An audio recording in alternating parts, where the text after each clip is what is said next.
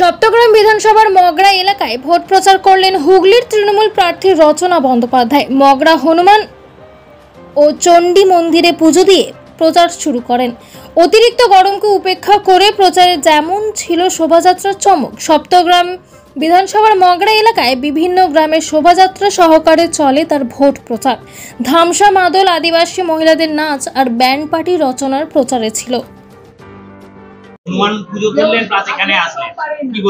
সবাইকে প্রথমত হনুমান জয়ন্তীর অনেক অনেক শুভেচ্ছা অভিনন্দন সবাইকে জানাচ্ছি। খুব ভালো একটা দিন, শুভ দিন, পবিত্র দিন। প্রথমে হনুমানজির মন্দিরে গেলাম আর এখানে মা মঙ্গলচণ্ডীর মন্দিরে পুজো দিয়ে আজকে প্রচার শুরু করলাম। এখন গতকাল একটা হাইকোর্ট রায় দিয়েছে, মানে 26,000 শিক্ষার্থীদের প্যানেল বাতিল করে দিয়েছে, কি বলবেন? এখানে আজকে পুজোর দিন, শুভ দিন, এই দিন আজকে আমি কোনো পলিটিক্যাল কথা বলবো না।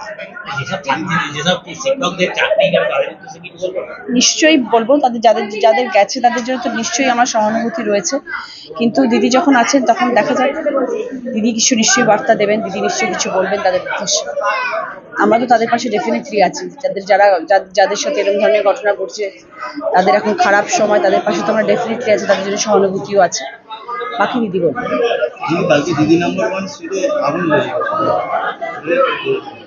খুব দুর্ভাগ্যজনক জিনিস। সব থেকে যেটা ভালো হয়েছে যে কেউ হতাহত হয়নি। আমার টিম, ওখানে ক্রু মেম্বার্স যারা ছিলেন, সারেগামাপা, দিদি নাম্বার ওয়ানের সব টিম তো একই, তাদের মধ্যে কারোর কোনো ক্ষতি হয়নি। আমাদের বাস দুটো পুড়ে গেছে, প্লাস আমাদের ক্যান্টিনটা পুরো পুড়ে গেছে। বিশাল ক্ষয়ক্ষতি, কিন্তু ঠাকুরের কৃপায় কোনো মানুষ হতাহত হয়নি, সেটা একটা জিনিস।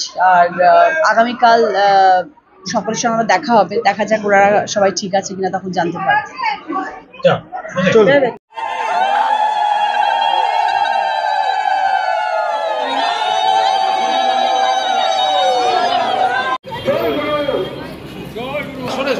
সরে এসো, এদিকে সরে এসো।